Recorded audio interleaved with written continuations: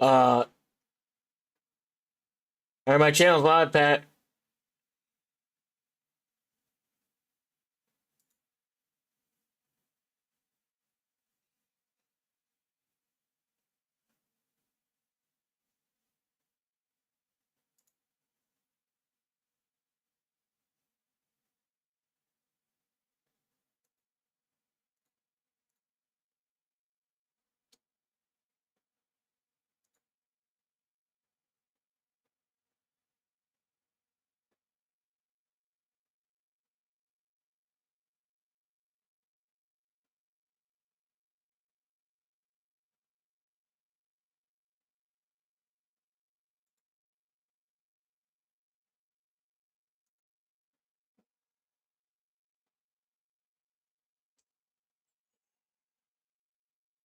Okay.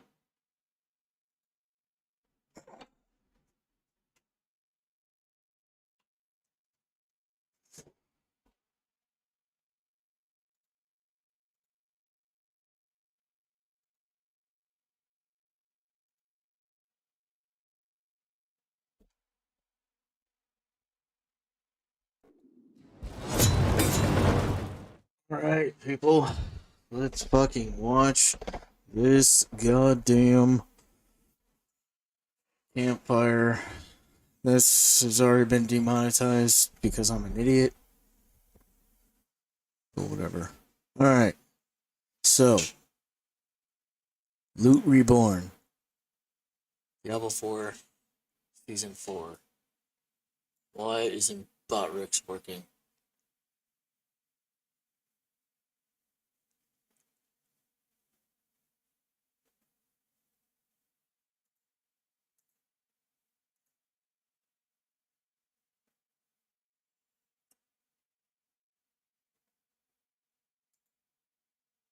There we go.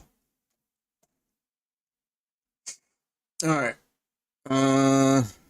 Let's play this.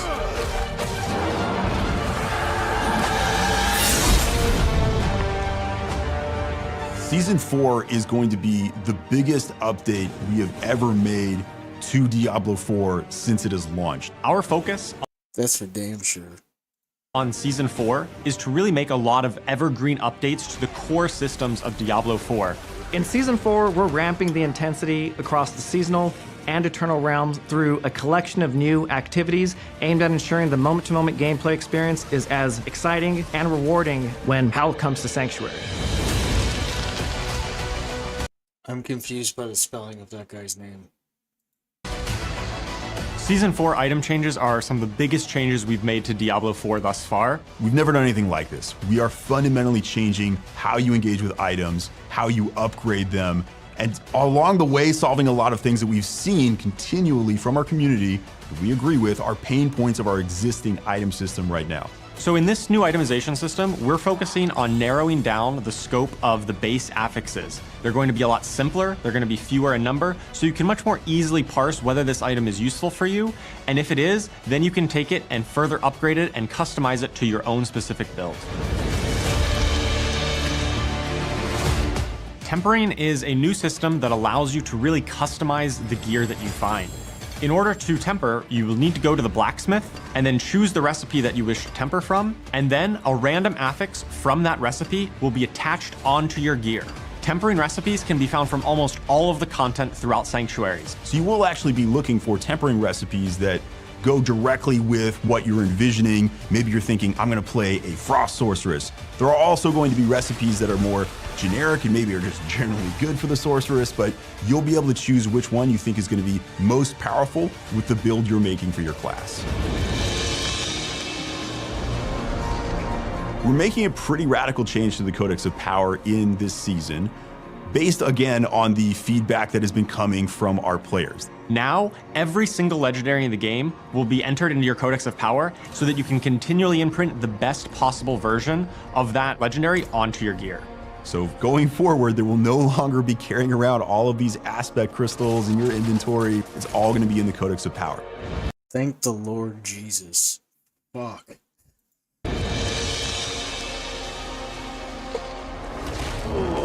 So part of the final system that we have is going to be greater affixes. What's a greater affix? Well, we want to keep it compelling that there are some drops that are even better than the others when you're trying to get the perfect build at endgame. Because of this, in World Tier 4, and only in World Tier 4, when an ancestral legendary item drops, there's a chance the affixes on it can roll as greater affixes. These will roll with bigger values that are normally available for that affix. Greater affixes are fairly rare, but they're not impossible to find. While leveling up, you're going to be able to find upgrades much more easily with this new system. Another part of itemization is going to be masterworking. Now, this is something really intended for that very high end game, again, World Tier 4. This is where a player is going to take an item, already has the affixes that they want on it, but now they go through a process of upgrading those affixes, getting even higher values on them. Masterworking really starts at level 100. Once you've already completed your build and found some of the best items, you're going to be able to test your build against the powerful enemies of the pit. The pit is a new endgame system that has been added in this season that is going to challenge players that feel that they have largely maximized their build. By pushing into more difficult tiers of the pit, you're going to be able to unlock rarer crafting materials to masterwork your gear even further. You're gonna have to play some of the hardest content in the game, but once you do, if you're successful, you can go and make those affixes even stronger.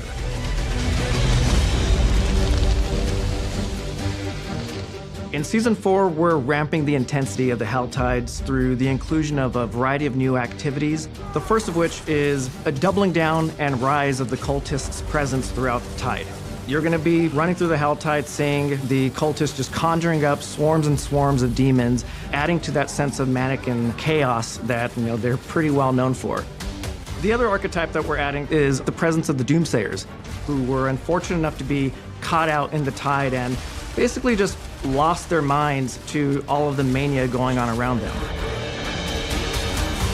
And lastly, rounding out the new activities are just the inclusion of the Iron Wolves. They're finally joining the fight. They could no longer stand in the sidelines, seeing the Hell Tides and Hell's forces intensify their assault on Sanctuary. As Season 4 players engage and progress through the Call of the Wolves seasonal activity, they'll earn honor with the Iron Wolves, unlocking access to a vast assortment of rewards to accompany and empower your Season 4 journeys. In the updated Helltide, for players who are able to stay alive long enough, they'll be paid a visit by the Hellborn, former heroes of Sanctuary who have aligned with the forces of Hell to attack the allies they once aligned with. Players who are able to take down the Hellborn will be acquiring the materials they need to engage with the new premier Helltide activity, the Accursed Rituals. Located in the Helltide, these Accursed Rituals are pretty much just botched rituals from the cultists that players will be kickstarting for themselves, drawing the attention of all the nearby Helltide monsters in this kind of all-out battle. One of my favorite themes for these ambushes is the Hellworm. It's literally a giant hell slug beast that emerges from the ground and it spews out a whole bunch of mobs at you. If you're able to survive that, you'll be paid a visit from the Blood Maiden, our brand new Helltide mini-boss and one of the ultimate challenges in the new experience. So I think I'm actually most excited about this season because of what you're able to do with your old characters, how they can integrate with this new item game and take them to new levels of power with this system. I think that the best part of this update is that you're going to be really empowered to build the character that you want to play. You're going to be able to pick custom affixes and enhance your character in a lot of new and interesting ways.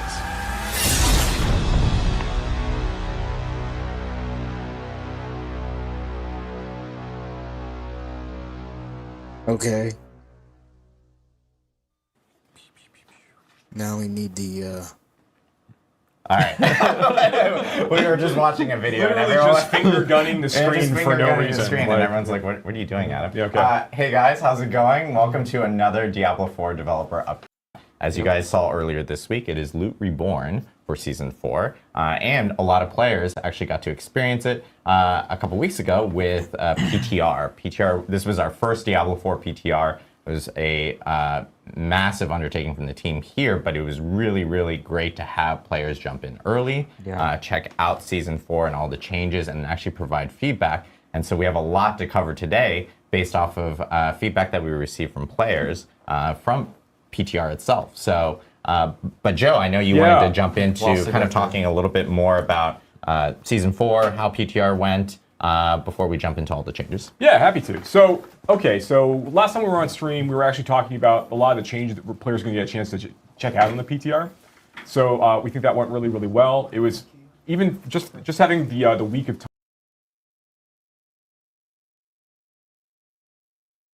time for players to like just jump in and just crush through all of the content, check out all of the new features, and it gets a lot of feedback, find a lot of bugs on the way as well.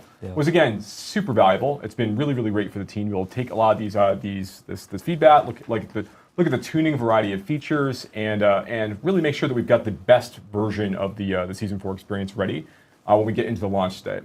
So in terms of like our big takeaways, first of all, really, really valuable across the board. Season 4, Season Loot Reborn was, as I mentioned during the PTR stream originally, was really our opportunity to go back and take a lot of the feedback in that we've been looking at since the launch of the game from 2023. This art is so good. I do love the key art for this. This key art for Season 3 was awesome as well. It's awesome. Yeah. So so looking back at the thanks for disrupting my flow. I'm sorry. I don't like the art. Am I alone? I don't know. Maybe I am. Thanks art is amazing. So yeah, looking back at the launch of the project in 2023, we've been getting a lot of really good feedback. You remember back in Season 2, Season of Blood, we made a big change to like vulnerable damage and like the multiplicative damage that comes along with it.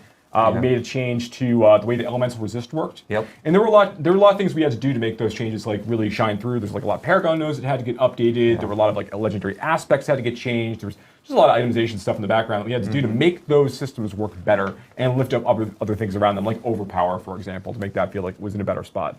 So now that we're looking at like even when we were done that one big release for Season of Blood, we knew that there was a lot more that we wanted to do. Again, that we've been thinking about.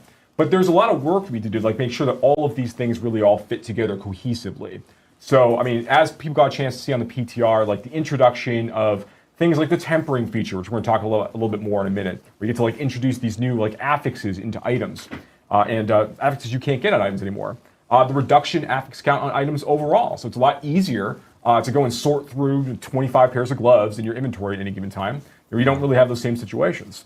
We reduced the number of items that drop in the game experience overall, but made sure that the items that are dropping are just more valuable and more likely to be upgrades for you, or something you could kind of like build into an upgrade. We introduced the masterworking feature, right? And Colin helped head a lot of these things up, right, during working with the teams.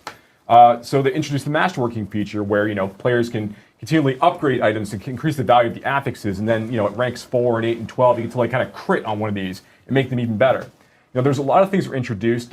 We added the new content type in the form of the Pit of the Artificer. It's like this new extremely deep and deadly dungeon dive players get to go into once they get into the towards the end game, when you're getting to 85, 90 for your character level. You're starting to kind of dip into that space, and that's where you go to get your masterworking materials, which feels really, really good. And we learned a lot of really great lessons from.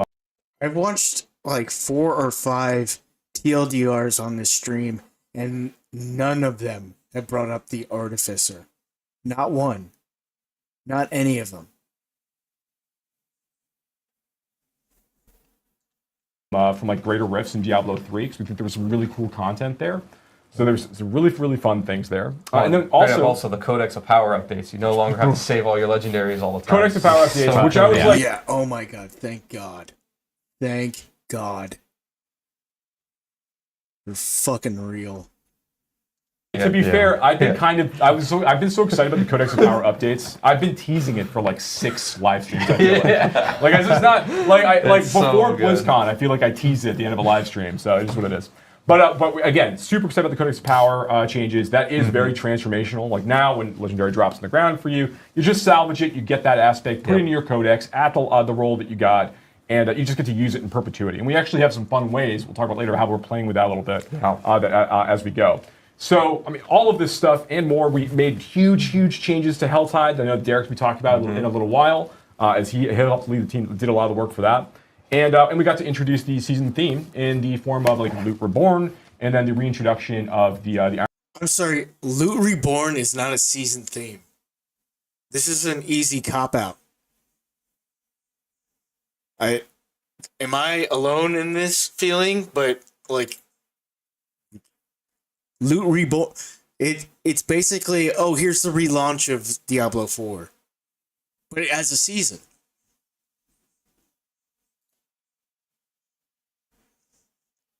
Oh, come on. Iron Wolves mercenaries the players be working with during the course of the release. I know that we showed a little bit of that off a lot earlier.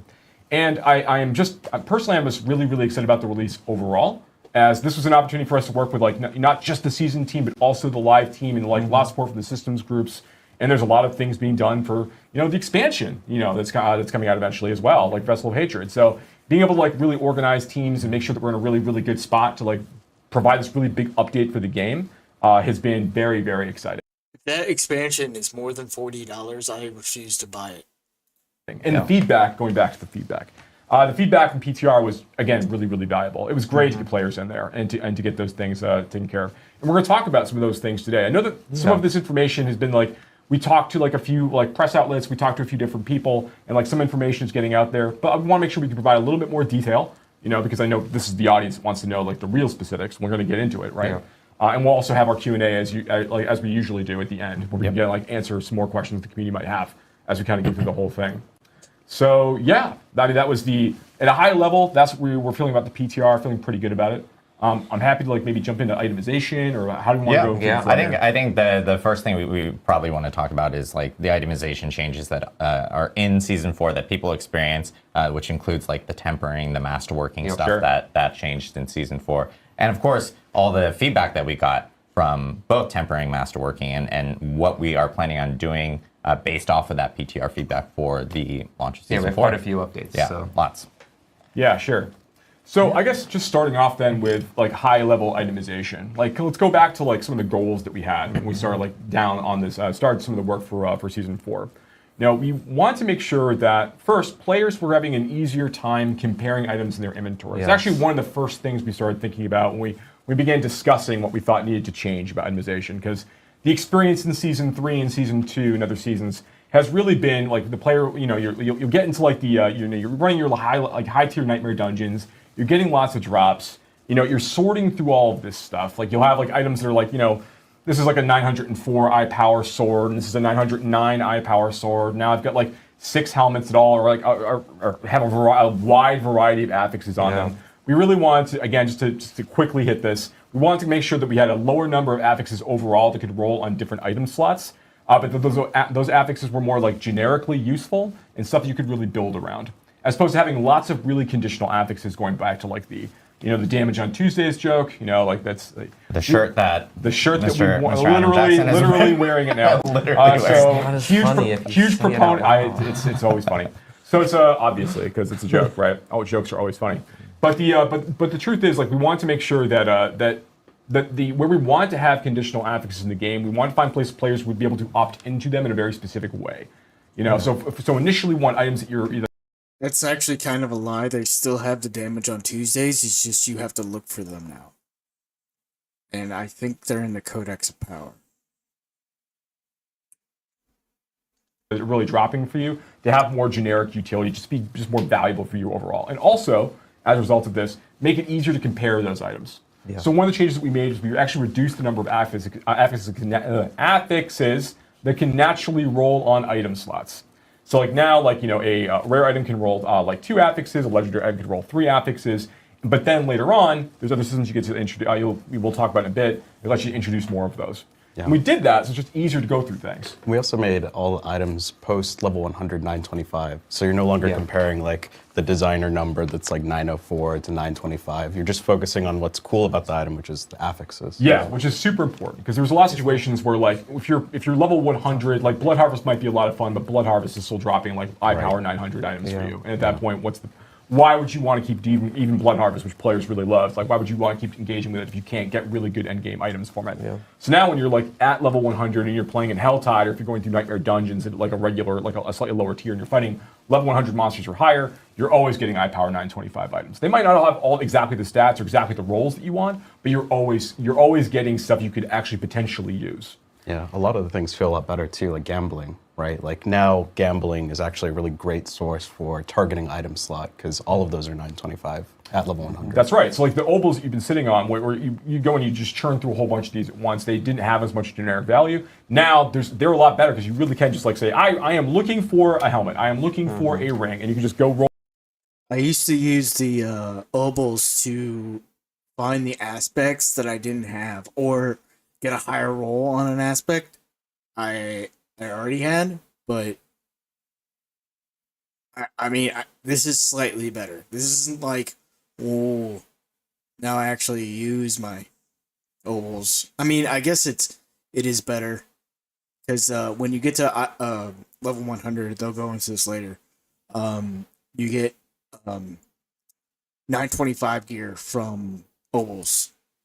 So every time you hit gamble, you'll get a 925 piece of gear. So you at least get more materials from crushing it, and so on and so forth. Because they said they also scaled up how much you get from crushing, but the video will get into that later. Roll 10 iPower 925 rings in a row, and you have stuff to play with then at that point. So yeah, those were some of the high level changes we wanted to make with items with regards to like making it easier to compare these things. Codex hits a lot of the inventory concerns that we'd have. We made changes to gems in previous seasons, so we didn't have as many of them clogging up your inventory as well. So we thought that was really, really good stuff.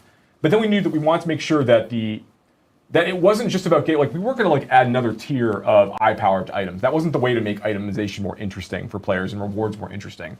One of the core things that we really want to focus around was the idea that items have a journey. The best items have a journey, right? So when you get a really good item, it's about what the potential of that item is. What you can do with this item to make it really superior, right? Yeah, definitely. And that's sort of to jump into tempering. One of the first features we had in terms of taking your item on a journey was this idea that we wanted hundreds of different affixes, and each one spoke differently to a build. We wanted you to be able to play sort of whatever class fantasy or build fantasy you had in mind and manifest that through customization of your items. So we actually have some video, I think, of what the tempering feature looks like, and I can talk through some of the updates we've made from the PTR.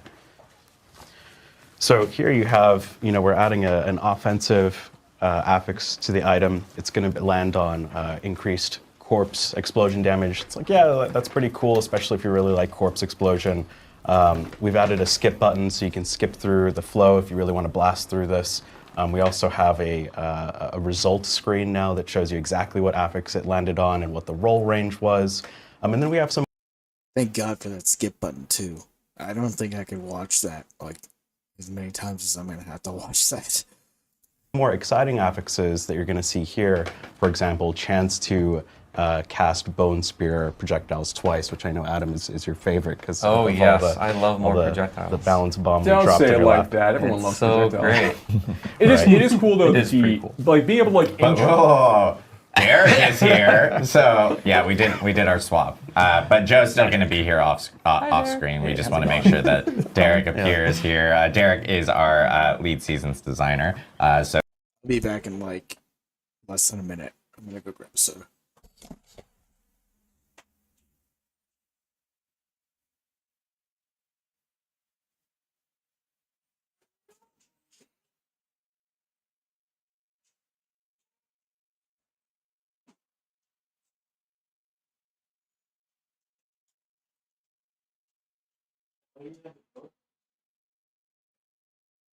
You can hear it back on the microphone?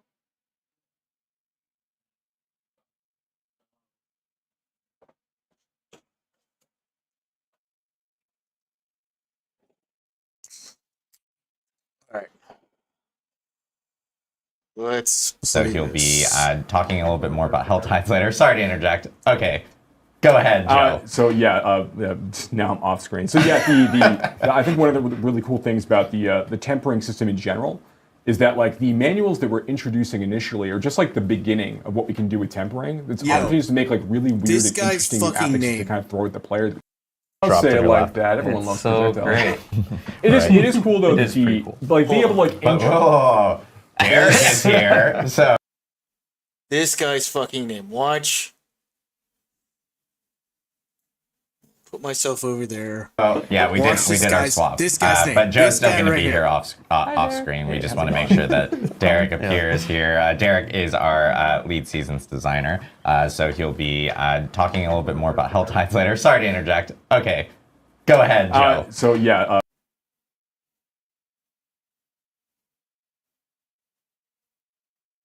Like, why? I don't get it. There are two ways to spell Derek, and that's neither of them. But whatever. Yeah, now I'm off screen. So yeah, I think one of the really cool things about the tempering system in general is that like the manuals that we're introducing initially are just like the beginning of what we can do with tempering. It's opportunities to make like really weird and interesting new affixes to kind of throw at the player that we can introduce in seasons or in other updates. So it's something we can really extend and do some really neat stuff with. Yeah, we absolutely plan to build on it in the future. Yeah. Awesome.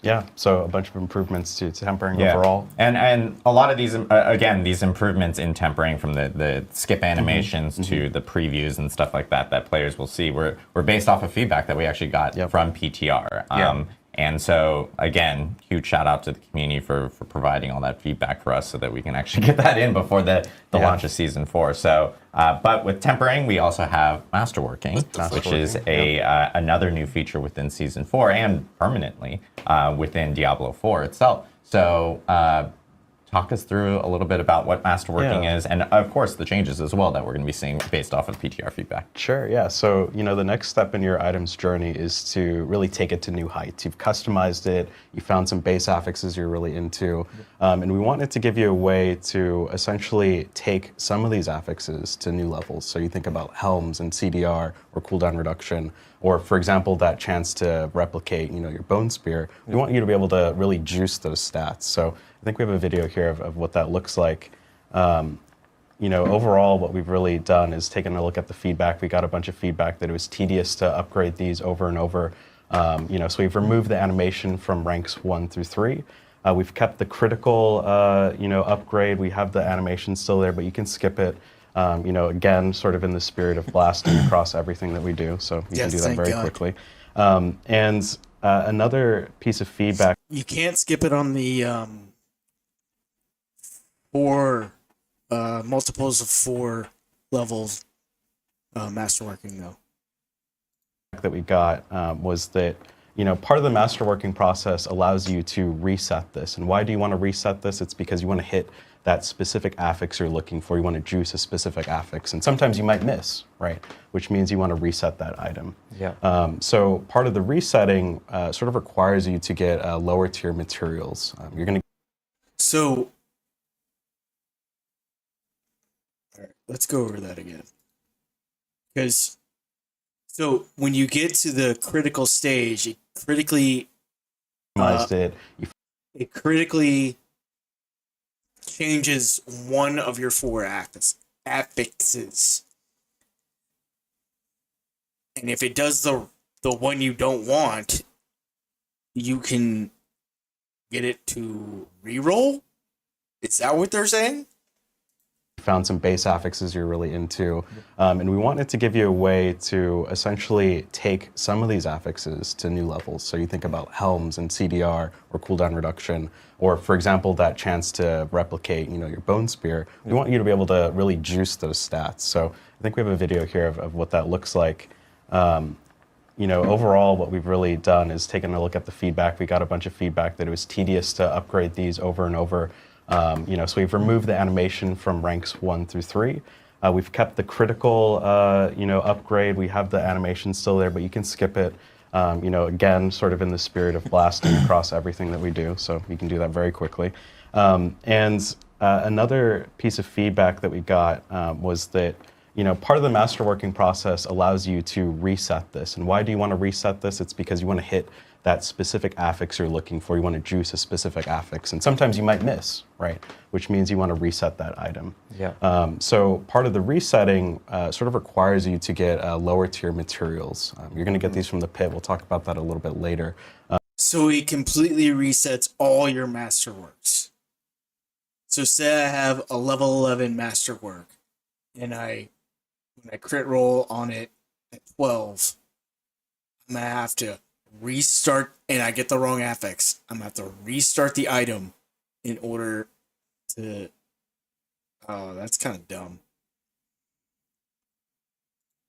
But overall, we saw a bunch of feedback that it was really tedious to create like 1,000 caches and open up them in town like 100 times, right? It's super annoying. The town is lava. We want to address that. So, you know, we've added multiple scales of material conversion to those caches. This is a short-term solution. We have something in the future planned. It's just not ready yet. So, you know, while it's not the perfect solution, it does get you there a little bit quicker. There's multiple conversion rates of materials, so you can turn, you know, one legendary material into a much higher count of materials based on the tiers that we have in that crafting system. So again, not the perfect solution. We have something coming in a future update. Cool. Awesome. So yeah, a lot of changes coming for masterworking based off of feedback. Masterworking, of course, being a brand new, kind of that end tail of that item journey that you'll have even after tempering and stuff like that. Yep. So yeah. I'll say another thing that was brought up as feedback was about veiled crystals, right? Didn't we reduce the amount that you need for crafting? We did, and I can totally talk about some of the stuff we've done just overall on itemization. Veiled crystals is one of those things. So I'll talk about, first I want to touch on rare and magic items. That was something we made a change from Season 3 and Season 4. Legendary items are just generally straight up better than rare items now. And part of our goal there is really to ensure that players aren't sifting through sand, looking through thousands of items. We want to just call it out, like legendary items are legendary. At the same time, we acknowledge that, like, you know, there is some coolness to knowing that certain magic and rare items could have value to you, right? We don't have anything for Season 4 yet, but the design team is definitely talking about ways that we can bring this rarity back in a way that doesn't diminish our overall goal of trying to reduce that sort of sifting through sand feeling, right? So in the meantime, you know, they can be salvaged. They still have a use in the end game. But we heard a ton of feedback, to your point, Adam, on the veiled crystals. It's just like such a bottleneck, and it's like, God damn it, I have to pick a bunch of like yellow items up to do any of the cool crafting features. What the hell, Blizzard? That's an actual player quote too. I think. Yeah, I'm very sure it was. Yeah. So what we've done is we've made it so that legendaries break down into equal amounts of veiled crystals. So you can just not pick up yellow items. It's just a bonus now. Holy fuck, thank God. We've also made sacred and ancestral items break down into 2 and 3 amounts of salvage. So sacred items will break down into double, ancestral will break down into triple. So we're effectively tripling the output of a lot of the salvage here. And I know, that was probably the most vocal feedback that we got from players. About, Maybe a little bit. Yeah, like, I need more know. veiled crystals. So I know that there's changes coming for that in Season 4 based off that PTR feedback. Another, probably maybe the second, maybe also the first topmost, our largest feedback piece that we got is around greater affixes and the visibility related to those. So there are changes going into that for Season 4. So Colin, do you want to talk a little bit about that? Yeah, we wanted, you know, the dopamine. That was a big goal also of part of itemization is just like seeing an item hit the ground and just being like, oh, I like that jackpot moment, right? So that's really important. So we actually have some video here to show of what that actually looks like on the ground. So you can see, here's the weirdly long named item with the greater affix. Right. Unyielding Commander's sacrificial sickle. I know, right? So we have a 1 greater affix star. It'll go up to 3 or 4 if it's a unique item, which always feels incredible. So it shows up on the ground when it lands. I like the fact that they started to show that it has a greater affix. I mean, that it was better than, like, before they just had a Roman numeral I for the affix ones. Or the greater affix ones.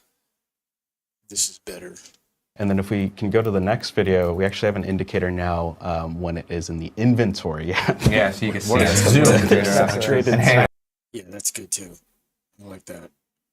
Right. I asked Can for we this go as a further? joke, and it looks so good. I'm so happy. Yeah, I'm disappointed. I can't see like the pixels. It's not zoomed in. So that's been enormously helpful, and really, when you kill like Duriel or one of these tormented bosses, and they drop a ton of loot on the ground, to see some of these have stars on them, and it just is a feel great moment. Yeah. Kind of goes with the whole like not sifting through the sands. You clearly see that icon. You know that has value to We you. want to know what's valuable. Exactly, especially and again, even on the icon itself, like in your inventory, you'll immediately know those are my greater affix items. And long gone are the days of the Roman numeral. We Right. You didn't like the designer solution? We will miss it. It's funny. Right. I think internally we knew like, oh, that's probably going to get changed. we had a few jokes about that, but Sure. I know One thing I want to touch on real quick before I move on the itemization, if that's okay, Yep. is we actually, to touch on the veiled crystals, I think players are going to want to know this, is we reduced the imprinting cost of aspects quite a bit.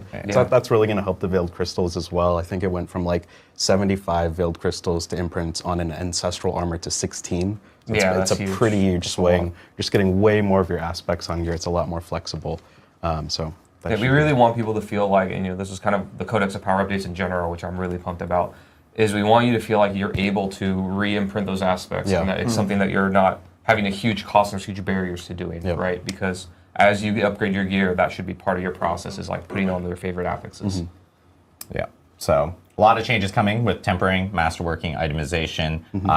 And I know, did we have any other changes that you wanted to cover before we move on to the next section? I know Colin's got this novel in front of him, and he's like, what am I going to He was do? a keeper of a lot of Yeah. our changes. Oh, one I think is worth mentioning, Colin, you may want to talk about, is the masterworking. I remember we got a lot of feedback about the fail chance. Oh, that's Oh a yeah, great that's point. true. The fail chance we took. Yeah. Funny Because we enough, made that some was like updates probably the based on biggest thing changed. That was a pretty yeah. big one. Yeah, We talked that was about a the lot. first bullet, and I somehow missed it. Yeah. So we definitely felt like there's a ton of feedback that the double random chance was just a little bit too much, and we agreed, so we just took it out. Yep. It's just fun now, just to upgrade the item. We adjusted the material costs a bit, but the fail chance is no longer there. Yeah. Awesome. Cool. Well, thank you, Colin, for going through those changes. We'll actually be back to Colin here later because he still has more to talk about from his novel papers that he has Joe, you wanna swap he now? prepared. We did want to jump into some of the class balance changes that are coming after PTR. Of course, with Season 4, we have a lot of class balance changes that are on top of all these itemization changes. And we got a lot of great feedback from players. So, Mr. Adam You Jackson. very much did. Yeah. Let's run through these. Yeah, so basically... The classic Adam Jackson slides. Yes, I love my slides. We have kind of 3 categories of things that I'm going to be talking about today. Again, thanks to everybody for playing on the PTR. We did get a ton of feedback. I'm not going to go over the specifics of everything that changed, but I'm going to go over kind of the categories of things just because there's a whole lot of changes. One of the first big ones was endgame survivability issues. So this is kind of talking about those people that went really far into the pit, and this is kind of something that's been happening on live as well that we wanted to address. And there's this phenomenon when you get really deep into the game and you're fighting high-level monsters where, you'll hit a point where the monsters are kind of easy and you're able to blow through with your really powerful builds, and then you kind of get to a point where they start one-shotting you. And it can be kind of mysterious and hard to understand, like, what's going on, why did this happen? We've also had some issues balancing that kind of top-end survivability when you get to those hard monsters in the game. One of the reasons for this is that variability in player defensiveness has been really high traditionally. This is why when you look at the new items in the game in Season 4, you don't see a damage reduction very much at all. It's a very premium stat now that's really hard to get, and it's to help solve this problem of when someone is stacking all damage reduction versus someone who has none of it, their difference in effective health and survivability is really, really high. And so it makes it hard to balance the game.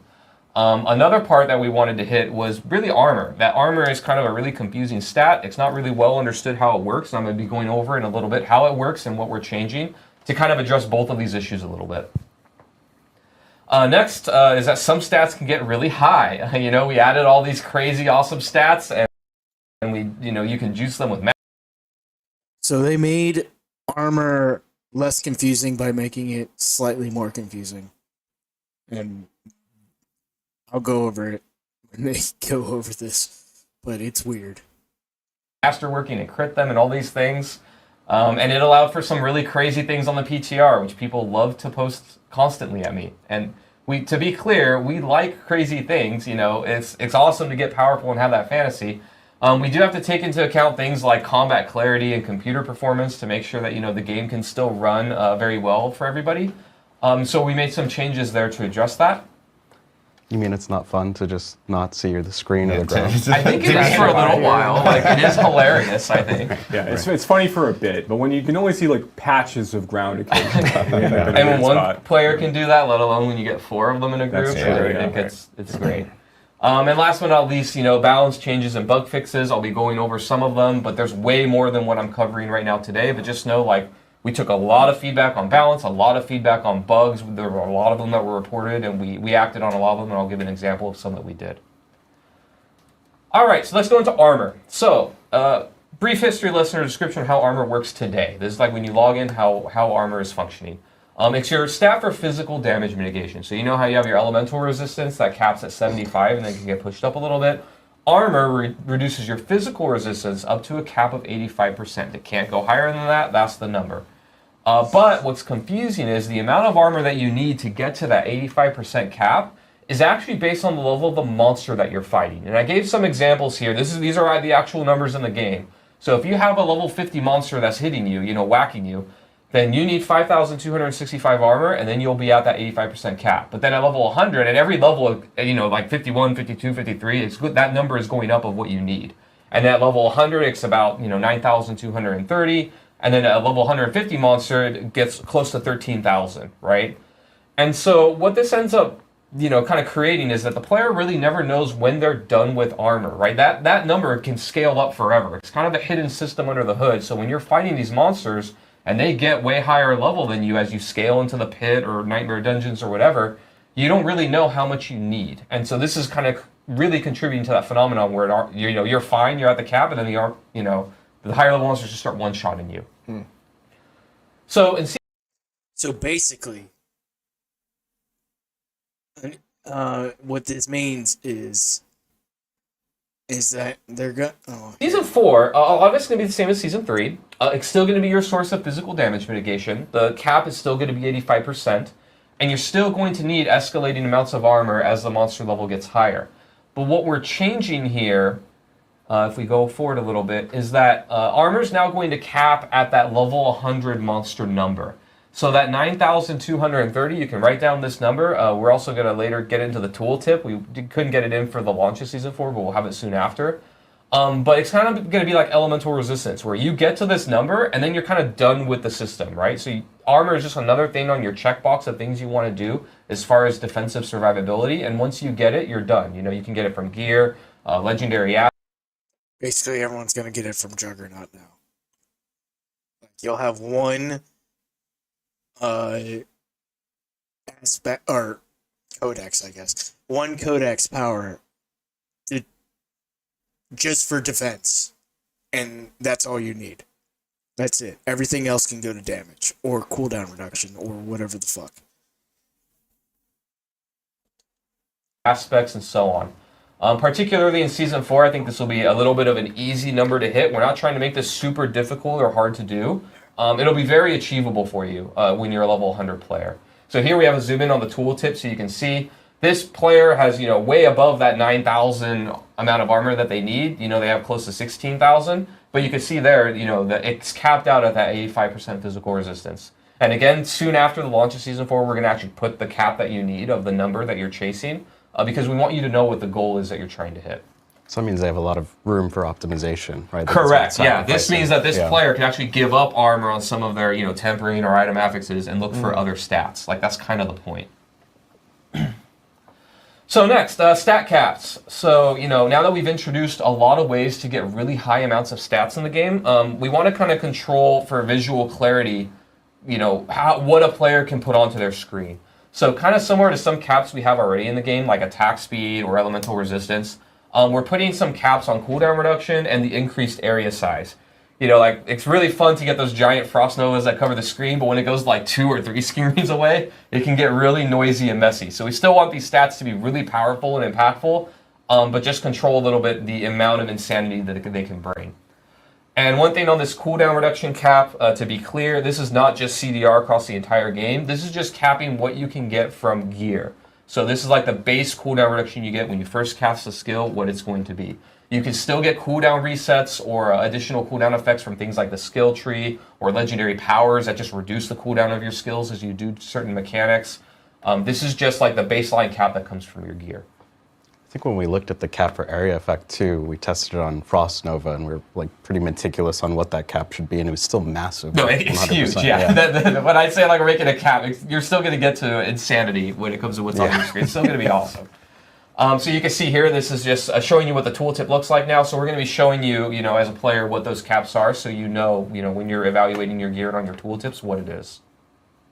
And then same thing here. You can see here, like the dust level area effect size bonus, it caps at 100%. Next, balance updates. So again, like I mentioned before, we made a lot of balance changes based on feedback. Again, thank you for playing and giving us all that feedback. I'm going to go over some of the things. One of the bigger categories of things was, again, like I mentioned, those changes due to combat readability and balancing player power. A few examples here of things that we're reducing are like the amount of dust levels that can be on your screen, and Fractured Winter Glass, one of my new favorite uniques we're bringing in. The amount of frozen orbs that could span the screen is going to be reduced a bit, so I want to prepare you all for that. Again, to be clear, you're still going to spawn a whole lot. It's just not going to be like insane amounts where you can't see things anymore. They're still going to be very powerful. I'm even going to show a video a little bit later of kind of the difference of PTR to what's going to. They nerfed my class. God damn it. Or the build I was going to go with. I might play minions now. Because I love being the biggest, baddest, most powerful thing, in the world. But, I don't know. Frozen Orbs is still pretty powerful, but they significantly reduced its power from the PTR. Ship in the game. Some other things though that we're doing, Fortify. We wanted to increase the amount of damage reduction that you get. This is just Fortify across the board, the base mechanic. That DR is going from 10 to 15%. And this was because before, when it was at 10%, we had to take into account that players could get damage reduction from a million different sources throughout the game. Now that it's more rare and more premium, we can actually make this mechanic in the game a little bit more impactful and feel like you're a tankier player for opting into this, these kinds of builds. We also made a lot of tempering affix updates. I'm not going to go into detail of them, but just know like what you saw in PTR and what's going to ship, you're going to see a lot of improvements, a lot of balance changes, even some shuffling around of the affixes to make them in ways that make more sense based on feedback. And then we did do some class changes as well. I'm only going to give very few examples here, but just know that there were quite a few. One is Druid players. Companion Druid players always harass me. They want that build to work, and I agree. It's really cool. So we increased the health of Druid wolves by 200%, and we also reduced the respawn rate and cut it in half. So, we got feedback basically that, their companions were really good and fun and did damage, but in the late game, they just kind of died and couldn't survive. So we're doing this to kind of address that feedback. All right, so here's dust devils as an example. So you can see on the left, this is just one barbarian by themselves, the amount of dust devils that they could produce, right? And then on the right, you can see kind of the same barbarian. You can see like the dust devils around the areas where the enemies are, they're still getting hit by a ton of them, but it's not covering the entire screen, right? And especially when you get like 3, 4, many players together, it really becomes insanity. Yeah, especially when you're in a party of 4 barbs or, it's just like everyone's a barb and I don't know where I'm walking. Yeah, and other classes can do that kind of thing too, not just barb, but this was kind of a good example. So, this is kind of seeing the difference between PTR and live. And then next we have another class change, so Scoundrel's Kiss. This is another one of our new uniques that rogue players gave us a lot of feedback on. So a quick summary of how this new unique works is it kind of changes your rapid fire skill from shooting straight and hitting a single enemy into kind of a mortar skill where you shoot up into the air and then your arrows fall on the ground and explode. It's really, really cool, but one of the pieces of... So, like the other skills that they have? Don't they already have a skill like that? Isn't that already a skill? I could have swore that's already a skill. Oh no, it's when they jump off their horse. When they jump off their horse, they fucking shoot a thing into the air and it like multi-shot kind of waves outward. That's what it was. The feedback we got was that when you launched the arrows, they would kind of go in a line and they wouldn't all hit the same enemy anymore. So if you were trying to do single target damage, it could actually be a nerf unless you like walked right up to the enemies and shotgunned them. And while there was a way to play around it, players weren't really happy that like we transformed the skill so much that it went from a ranged skill to kind of a melee skill. So we made an update here, and we have a video of the before and after. But basically, you can see on the PTR on the left here how it goes in a big line, and then the player has to run right next to the target dummy to do the full damage to it. And on the right now, you'll see basically you target where those arrows are going to drop, and they just all go to that area. So you can hit a single enemy, but you'll also hit all the enemies around it because the arrows explode. So it should be a lot more usable compared to before. Can Scoundrel's Kiss ricochet with my rapid fire? I'm pretty sure, yes, it can. So it does all the things and inherits all the things that your rapid fire does. That's so very cool. It's But gonna be pretty can cool. it double projectile? I'm pretty sure it can, just like everything else. Yes. Yes. Spam everywhere. Yes. We love spam. And last but not least, bug fixes. Like I mentioned before, there were a whole lot of bug fixes reported to us. Thank you all for getting them. We addressed pretty much every single one that was reported. I'm giving some examples here, but again, we got a lot more than what I'm showing on the screen. One was Druid's Hurricane was incorrectly scaling damage basically infinitely, so we fixed that. Ebon Piercer, the extra missiles from our new unique, they incorrectly had 100% lucky hit chance, which is proccing a lot of crazy stuff. And then Flame Weaver, another one of the new things we introduced to the game. It's basically an effect where you can put a firewall on the ground and then you shoot firebolts through it and it'll split the firebolts. Really cool fantasy. But what happened in the PTR was you could stack a bunch of firewalls right on top of each other and they would split the firebolts multiplicatively and add more and more, way more than intended. So you could fire a ridiculous number of firebolts which were crashing servers and things. So it wasn't great. But now we fixed that so it'll work properly. And again, They also increase the damage and the number of firebolts that come out of the Fireweavers. So this build got a buff, but is it enough to take the top fucking sorcerer build? Probably not. And we're still discovering and working on other fixes. There were a lot more that went in. If you reported it, it was very likely fixed. So basically, the build will be in a much better, stable state once we launch, and that's really due to all your feedback. So thanks again. And yeah, Awesome. that's my section. So. A lot of changes coming to classes. Class balance feedback we got from PTR was really, really great. We were able to make so many different changes there. Of course, some of the biggest ones like the readability stuff that we probably saw. I seen the initial videos of like the dust devils everywhere. Was crazy. Also being in a party with like I was playing PTR and being in a party with like two barbs and like another like necromancer. I was like, oh okay, like what's going on right now? PTR is one of those things you get to see things in development state. I will say these kinds of things are actually pretty common when we're developing anything.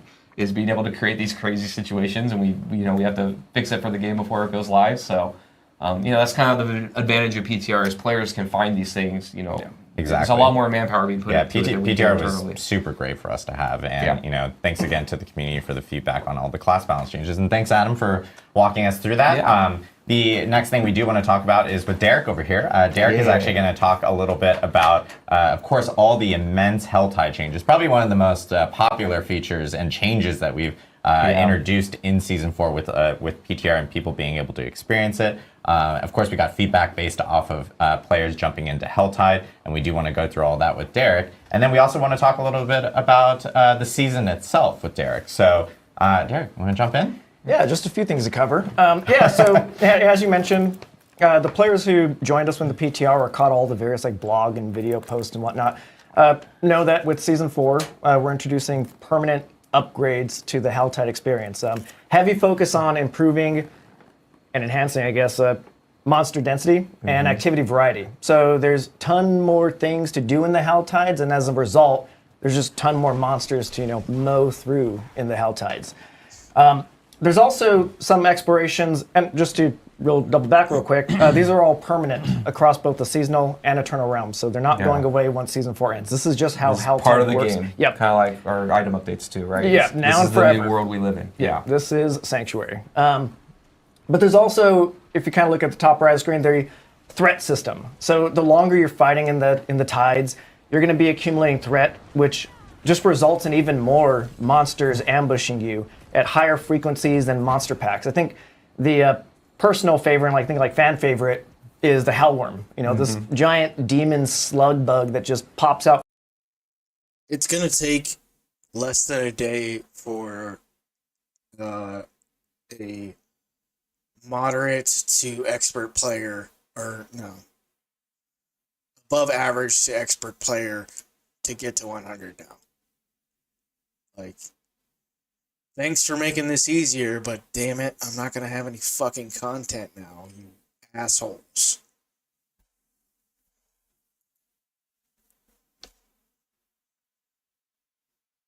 From the ground and just vomits monsters all over you. But you know, kind of with all those, the seasons, as we say a lot, are an amazing opportunity for experimentation. And sometimes the best results of those experimentations are when they can inspire permanent upgrades and just enhancements to the base game as a whole. So that's where the Hellborn and the new Accursed Ritual and Blood Maiden come into play as part of the new Helltide experience.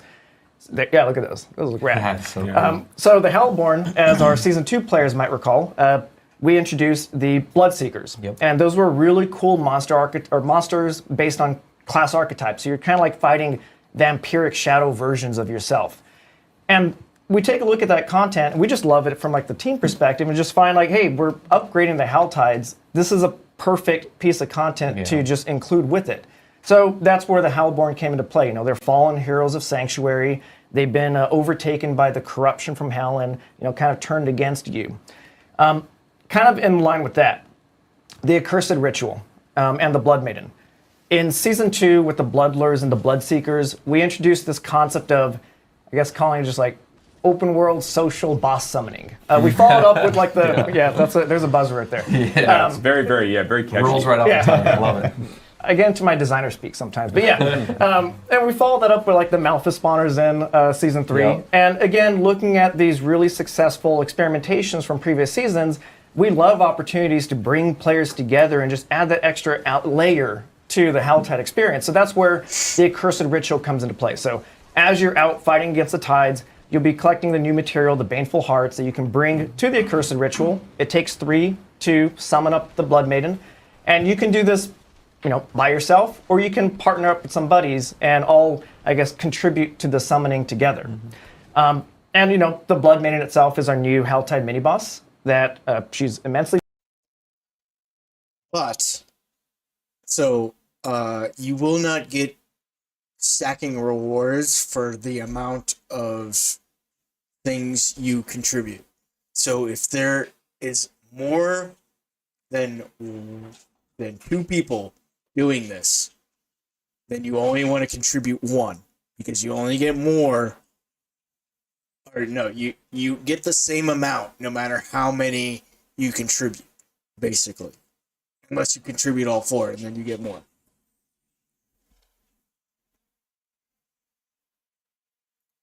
Powerful, but also very, very lucrative. And I think the last thing forgot to mention is that this is all expanding into World Tiers 1 and 2 as well. And kind of like a distilled, not diluted. So the Helltide in World Tier 1 and 2 is more specifically tuned to, you know, I guess like meet the leveling needs, or the needs of the leveling player. Yeah. Awesome. Yeah. On the Blood Maiden, I remember you had talked about with me before that the people that summon the Blood Maiden actually get bonus loot drops, right? Yeah, absolutely. So you can either contribute just by yourself to the Blood Maiden and get some extra loot for, you know, your troubles. We want to, you know, make sure that we give you a little bit extra because you're sacrificing up your hearts. But also, every player that it doesn't stack, so you're not, you know, stressed to say, hey, I just need to be the one that summons them all. We can all party up and just deposit our own baneful hearts and, I guess, reap the benefits of that. Yeah. Right. To be clear, so if you put in all 3, you get bonus loot, right? Correct. But like you, me, and Colin are in a group, and like I put in 2 and you put in 1, do I get more loot than you? No. So you get the same amount of loot. So, you know, if Colin has a baneful heart to deposit, if we all, you know, dump them in together, then we all get the shared benefits of that. Got it. But I will touch on a bit later the PTR updates and just some of the enhanced value that the Blood Maiden received since PTR for both contributors and non-contributors to the summon. Awesome. Yeah, so a lot of new stuff coming in for Helltide, and this is all part of the stuff that players got to experience it in the PTR. And of course, we got learnings from the PTR, as you just mentioned. Many. Do you want to walk us through some of the changes that are coming in with Helltide for all the PTR feedback that we had? Yeah, I think I have a PowerPoint on my own. Ooh, see, there you go. Look at that. Fancy. Yeah, so, as mentioned, tons of sweeping changes going into the Helltides and just overall balance of the game in general with Season 4. And kind of with that, sometimes, we push a little bit too far in some regards. So we did get feedback and also just own internal kind of fill checks on the Cinder drop rates were feeling a bit slow in the PTR. So we just went back, reviewed it, and gathered our feedback and just iterated on the drop percentage to hit closer to the expectations of how much we want to be collecting the cinders and interacting with the tortured gifts. So I think we're in a much better spot. I know we're. It was said by other content creators that I watched that the amount of cinders you get per Helltide, you could probably open up like almost every chest. It's crazy now. We're in a much better spot right now, actually. So that was one of the first. Plus, opening chests gives you an XP. So when you open the chest, you get XP from opening the chest. Therefore, the more chests you open, the faster you level. Major pieces coming out from the PTR. A lot more chests from this, yeah. Yeah, chest, more loot, more fun. Awesome. Let's see, next one. Yeah, so on the topic of more is more fun, the Baneful Hearts, we were noticing that they were dropping a bit inconsistently. So you can get the Baneful Hearts from opening tortured gifts, killing the Hellborn, and one of the Doomsayer variants whenever. Now, the Baneful Hearts are the things that buff the Helltides when you're in them. And I don't know how long the cooldown is on them, or if there is a cooldown, or how long it goes for. I think it's like a potion where it goes for like 15 minutes, but I'm not sure. And there might not even be a cooldown on these. I've heard nobody talk about this, but I don't know. This would seem like something that would need a cooldown because, also it increases your XP gaining, which, if you just keep popping these in World Tier 1 and 2, because that's when you're doing all the Helltides, then you're going to get through World Tier 1 and 2 in like an hour, which should be crazy. And I will be right back. I gotta pee.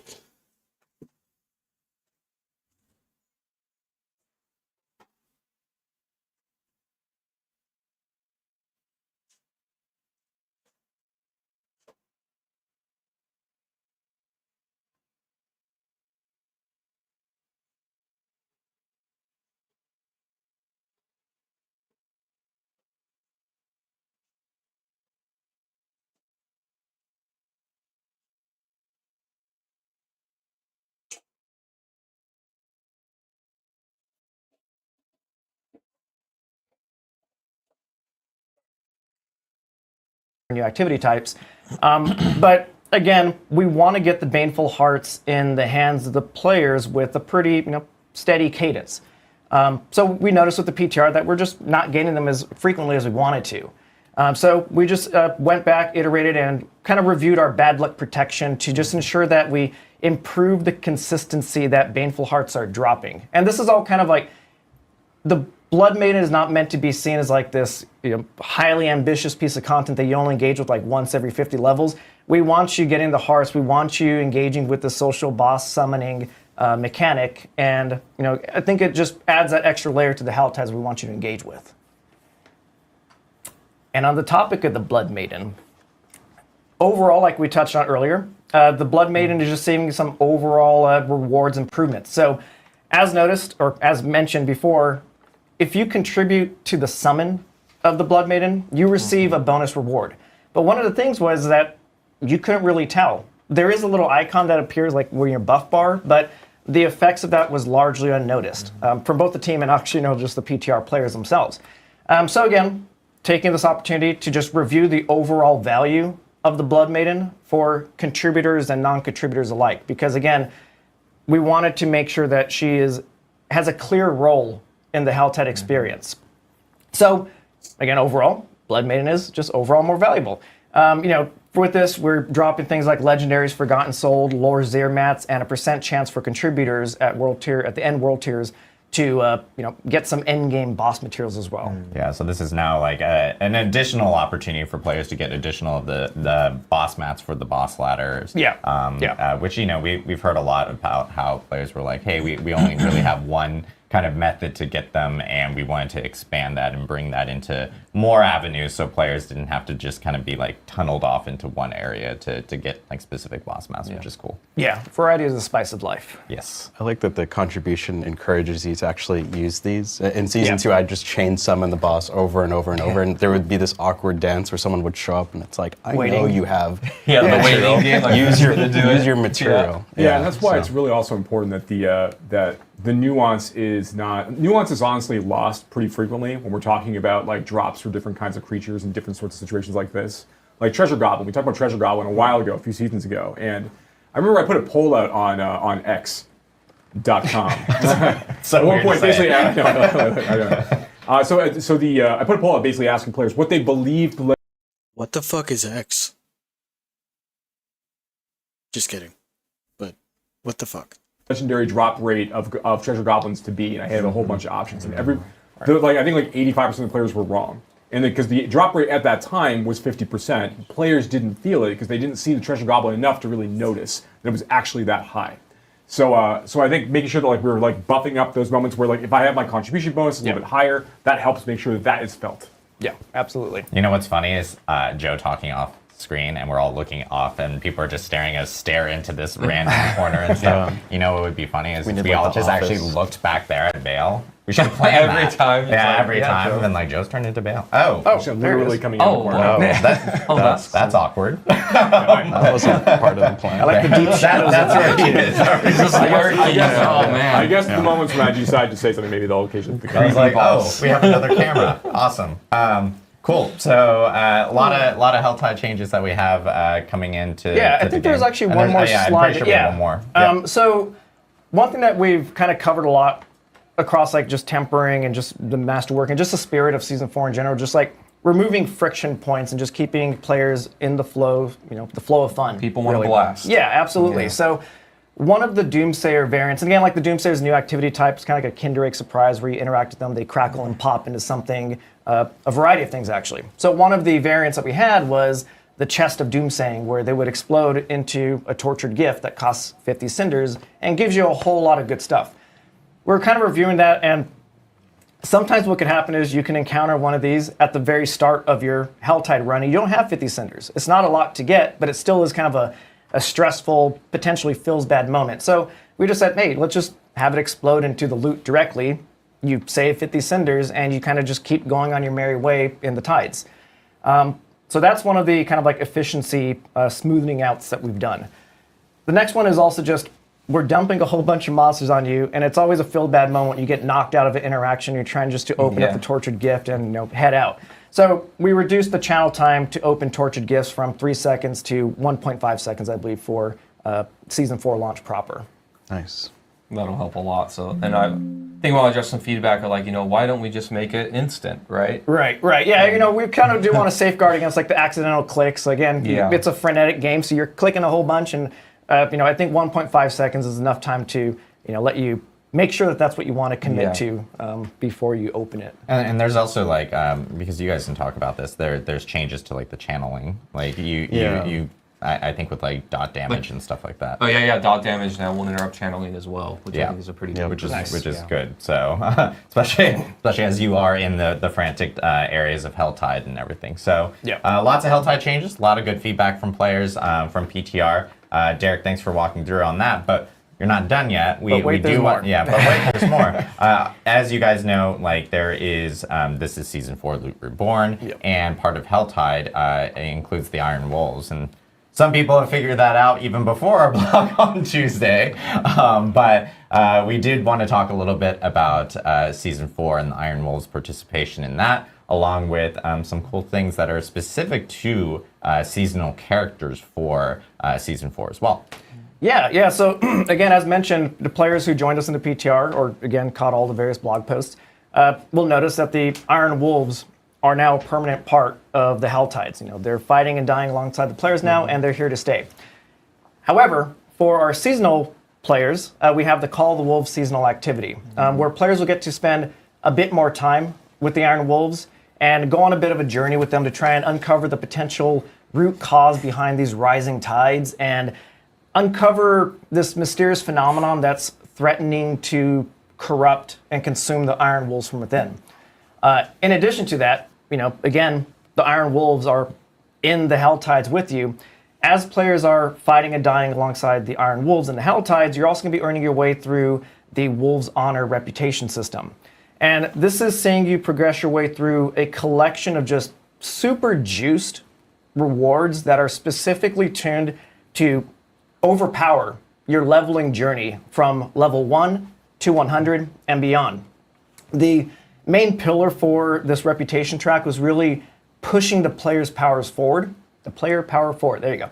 The player's power forward and giving them early access to gear with juice stats, legendaries, materials, boss materials, and even a resplendent spark as like a cherry on top at the end. We love the.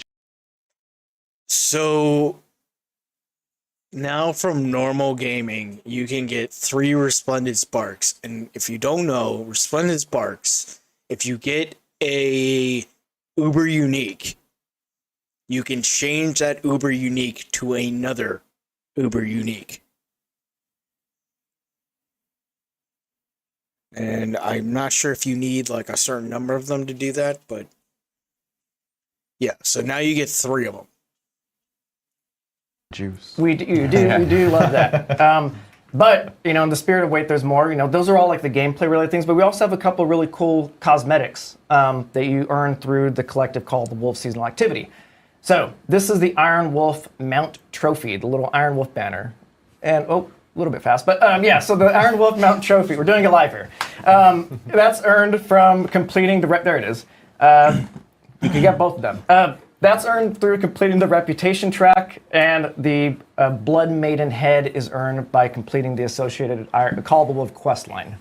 Awesome. Yeah, those look really great. And of course, as you mentioned, Resplendent Sparks. And then I know there's one other item that I know we wanted to talk about with this season specific, because it is specific for season 4. And Yeah. Thanks for the reminder on that. There's so much to cover. I know. Derek has like the largest list of items to kind of go through here. So as mentioned before, on the seasonal team, we love our experiments. And I don't think a season would be one without some level of experiment. So with that, we have the seasonal item, or as kind of like call it the seasonal toy. And that's the Profane Mind Cage. So there it is. So the Profane Mind Cage is pretty cool in the sense that it's a guaranteed drop from the Hellborn. And when you consume it, I kind of like to imagine you just like eating this demon brain. Yum. When you consume it, for the next 60 minutes, the Helltide monsters are going to be boosted up to 10 levels, depending on the world tier that you consumed it in. And you're also going to be increasing their... Okay, so you get these things and you consume it, and it lasts for about as long as a Helltide. But can I get another one and then immediately consume it for the next Helltide? Or is there a cooldown? I don't think they ever answered that. I think you could just keep on doing these, which would be busted. Their aberrant cinder drop rates. So, again, all tying this back to that leveling journey and like tempering and stuff, like this is a really fun item that lets you kind of put your build to a little bit more of a test in exchange for maximizing your Helltide efficiencies through, just one higher monster level means, more XP and stuff like that, and also just aberrant cinder drops too. Yeah.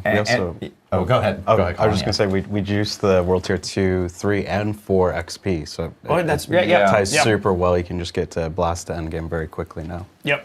Yeah, and with the... Which basically means if you're playing a good enough class in the early levels, you don't even need to go into World Tier 1 at all. Like, World Tier 1 is irrelevant, depending on your class. Mind Cage itself, because everyone's probably going like, well, that's a consumable. Like, how do people end up like obtaining additional ones of those, or can you get more of those throughout the season and everything? Yeah, we want to be very generous with those. So one, they're a guaranteed drop from the Hellborn in World Tiers 3 and 4. But you can also use them in World Tiers 1 and 2, so if you want to like boost some level, alts and whatnot. You also get I think like a buck. Or I guess unless you're playing hardcore. So it's World Tier 1 is irrelevant if you're on softcore and playing an easy class level. It is not irrelevant if you are in hardcore or are not playing a easy class level. Bucket of them through the Wolves Honor reputation. Like, we crammed as many rewards as we could in there, so they will be in steady stream. So don't, again, in the spirit of like use it, don't hoard it. Definitely experiment and have fun with this thing, because it's a game. Have fun. Yeah, so it's great. Like, if you want a little bit more of a challenge, a little bit better rewards as well, you can of course use your Mind Cage, and that is exclusive for players in the season. So yeah, it's awesome to see. But yeah, thank you, Derek, for walking us through all the changes with Helltide, and of course some of the new season stuff with the Iron Wolves. And if you're a lore nerd, Iron Wolves, of course, are a very familiar faction within Diablo. They are from Diablo 2, Act 3. You could actually hire them as some of your mercenaries, or one of the mercenary options, though we know a lot of people went with an Act 2 mercenary in Diablo 2 for the aura. But yes, cool. Thank you so much, Derek. And of course, we still have more to talk about. We're actually going to go back to Colin. And Colin is going to talk us through a little bit about the Pit. The Pit is a brand new feature within Season 4 and is now a permanent feature within Diablo 4. That's right. Do you want to like give us a breakdown for people who may have not experienced the Pit or may have not seen the stream beforehand? And then on top of that, tell us about all the improvements that we're doing to the Pit based off of feedback. Yeah, so, something that players have asked for since we did a bunch of nerfs to the Nightmare Dungeons, if you recall, I forget what season it was, but we made tier 100 Nightmare Dungeons a lot easier so players could get through them. One of the big pieces of feedback we got was, okay, well, where's my measuring stick? The game is a power fantasy. It's about getting as much raw power as possible and just dominating, right? So if there's no place to push back, then everything is just a little bit too easy. So the Pit of the Artificer is our answer to that measuring stick. You're going to be able to push very deep into the Pit. There's a lot of levels. We were inspired by Abattoir of Zir, but to be very clear, Abattoir of Zir was a special case in that each tier jump was just like brutal. It was like exponential. Yeah, it was like ridiculously hard every single tier, and it's like, you could only get to 7, which isn't very heroic or powerful, right? So we've taken a lot of the learnings from Abattoir of Zir.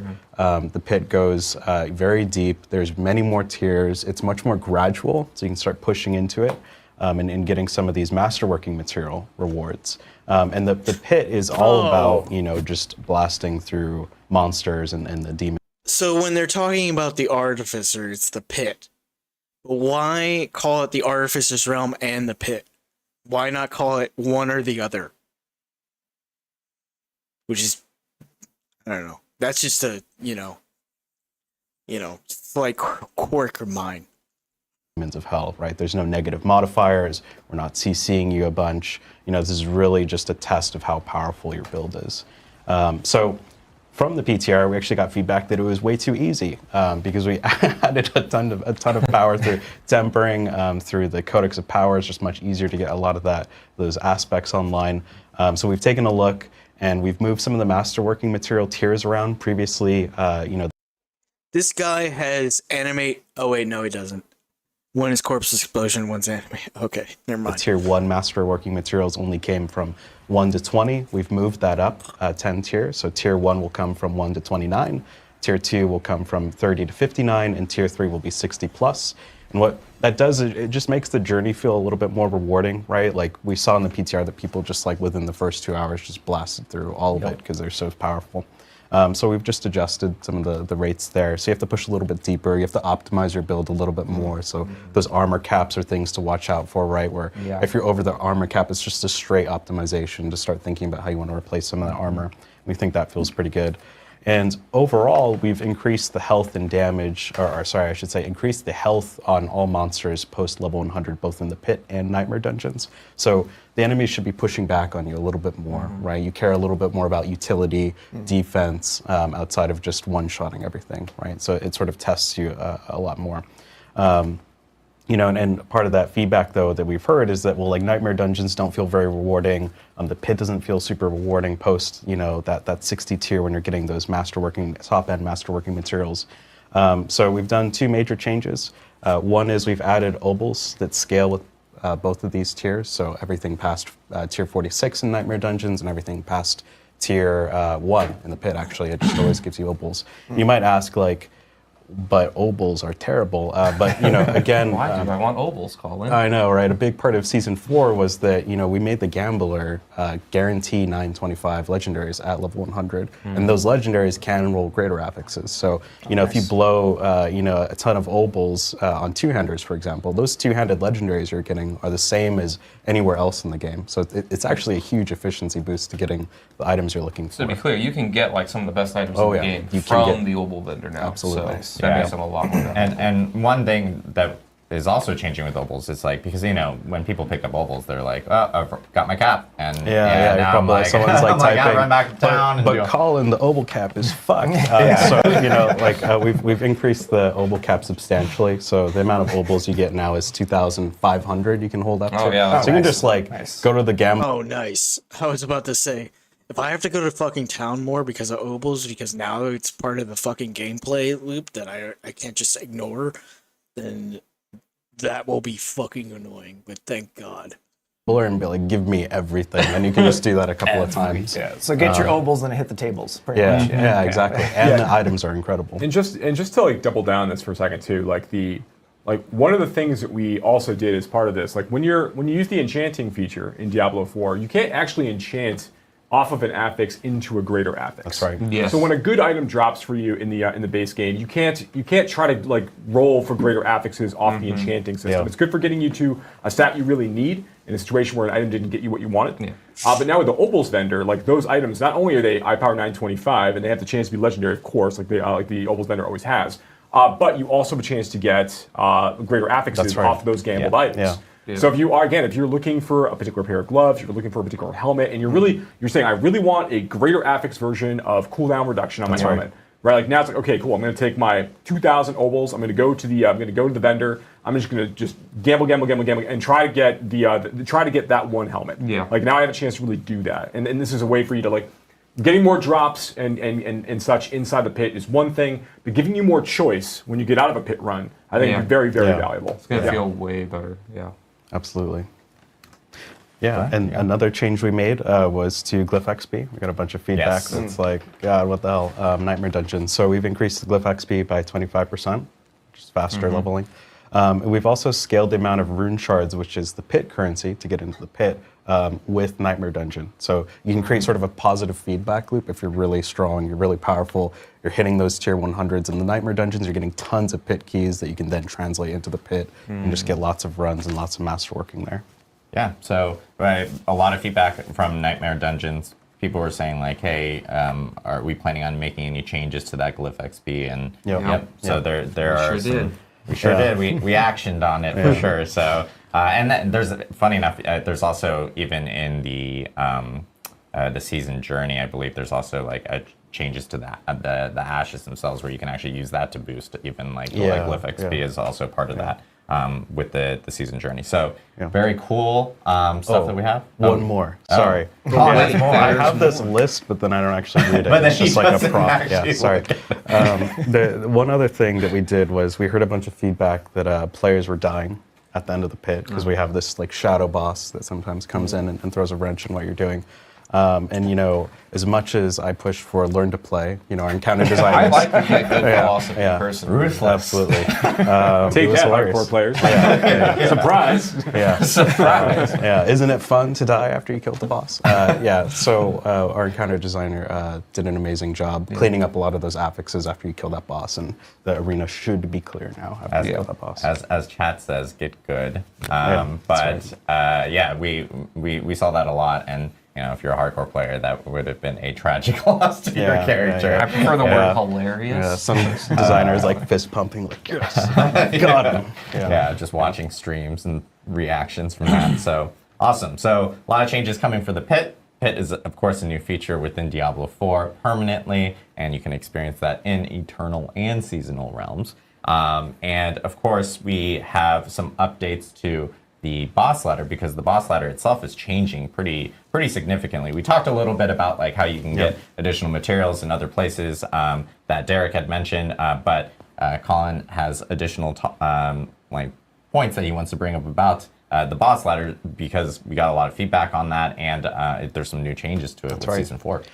Yeah, so we added Andariel, the best lesser evil. Yes. Yeah. Boo, Asmodan. Yeah, boo. I know. Yeah, always dunking me. He just dunks me with orbs all day. Who likes that guy? Yeah. So Andariel, obviously, has come back. She's incredibly fun to fight. The encounter design team killed it. And on top of Andariel, we've added a new tier to the boss ladder called Tormented Bosses. So these are much higher level than level 200 bosses, sort of pinnacle aspirational bosses to take down. And what we've done here is we heard a bunch of feedback that it required 5 times the amount of boss materials, including some rare pit material, to summon these, and 5 times the reward. That didn't really feel like the right amount of reward efficiency for taking on something that was challenging, so we've nerfed the cost. It's now 3x the amount of boss material and 5x the reward, so you get some pretty big efficiency wins there, especially if you're crushing them in the end game. So that's feeling pretty good, we think. We also heard a lot of feedback that it's tedious to do the same activity over and over and over to summon some of these things, right? So it's like, I want to summon Penitent Knight, or I want to do the Beast of Ice. I know you and I have done that one, like, every build I've chosen in a season requires the Beast and Ice, and it's like, I guess I'm just doing stuck in another Nightmare Dungeon. Hell forever. It's been great. Yeah. So well, we made it better. A lot of our random monsters and activities and things like that. So elites, whisper caches, treasure goblins, world bosses, Hellborn, to name a few, are all going to start randomly dropping these boss materials. So you're not necessarily forced into doing one exact activity. It's still going to be the absolute best way to get some of this boss material, but as long as you're blasting, you're just going to be getting a lot of these materials ambiently, which you can trade. You can just sort of cash in on at your heart's desire. We think this makes the game feel more flexible and just sort of enables you to play a little bit more on how you want to play while still keeping the experience fresh. So we think that's going to be a pretty big win. Yeah, it's huge. Yeah. To jump back into the Torment bosses, just because I'm going to jump around a little bit, we heard a bunch of feedback, especially from Widijo. Hopefully he's watching. Is There's the no bosses, way Widijo's watching right I know, now. probably not. Yeah, it's not very interesting. What's funny is I'm probably gonna raid him. We did some tuning to make sure that the tormented versions have some more parity, right? It was sort of like in a scenario where like one of the ladder bosses was just like dead easy, didn't really match the difficulty of the rest, and that's important because we give you one guaranteed resplendent spark one time for defeating any of these. So one step closer to getting that uber unique that's not just a raw drop of your choice, which is pretty awesome. And then something else, speaking of resplendent sparks, we're adding one to Uber Lilith. So the first time you kill Uber Lilith, you're also going to get another resplendent spark. So now that brings us to 3 opportunities of being able to earn yourself a resplendent spark. We heard one from Derek at the end of the season, the Iron Wolves, board, and doing that within the season. We now have one with the Echo of Lilith, and of course one with your first Tormented boss as well. So additional opportunities to earn resplendent sparks, and of course you can still salvage your any Uber gear that you do happen to find, and you can actually earn a resplendent spark. So what that means is if you do all of these and then you get an Uber unique, you can actually change that into whatever one you want. Yes. Is really what that means. And then something else, on the Uber uniques is that I'm just laughing because I didn't realize this, but chat's calling out with our tooltip that we showed. We had 200 plus resplendent sparks. That's what happens when we're just really lucky. We're just good. At the game. That's how I get them. Let me tell you guys how about dev tools. Yeah, that's actually my account online. Right. So. There we go. Nice. So on the Uber uniques, we heard a bunch of feedback that it feels like a chore to have to do, the Penitent Knight into Varshan, into Doom Duriel, just for a chance at an Uber unique, right? And we've experienced that ourselves, right? It's like, God, I got to do all this stuff to fight the boss that's going to actually drop something that I care about. Greater affixes has helped that because there's some variation to the uniques you're going to get. But for uber uniques, we've actually added a small chance, a little bit lower than Duriel, to all of the ladder bosses, and they're going to have a chance to drop an uber unique as well. So while you're grinding through this ladder, every single boss you kill is going to have a chance to drop an uber unique. It's not exactly the same as Duriel and Duriel. We should do like a combo, like Duriel. A lot of Uriels. And we think that's going to make it feel a lot better. Yeah, awesome. So yeah, a lot of changes coming with boss ladder and changes based off of PTR feedback that we saw. Yep. Plus just overall changes for season 4 that we were planning, so that it's gives more opportunities for players to actually experience it. And of course, the new versions of the bosses themselves and their tormented echo versions. So. Awesome. Thank you so much, Colin. Of course. And I know we wanted to, before we jump into Q&A, because we're getting towards the end of our updates for Season 4, Mr. Adam Jackson wants to talk a little bit about the season journey. This is actually something really cool. One last thing. Us over on Class Designer, we're really passionate about this and we're excited for it. So the season journey. So we really want to kind of juice the rewards and make the season journey So this is the guy who fucked it up. more exciting. And so what we went and did was, when you're going through the season journey for every class, you're actually going to be getting a preset, curated amount of legendaries as you're going through that are targeted toward a specific build. So we chose a build for every class in Season 4, and we're going to change it around in future seasons. Please give us feedback on this, but we think it'll be pretty cool. But you're basically going to get like close to a completed build when it comes to opening those caches. They're guaranteed targeted legendaries to build a specific fantasy for every class. I think we have a video to show what they're going to be for every class in Season 4. Maybe there. So Barbarian here, you can see we're going to be giving you a bunch of legendaries related to Dust Devils. The Druid, we're going to be giving you basically a pulverized build, which is pretty cool.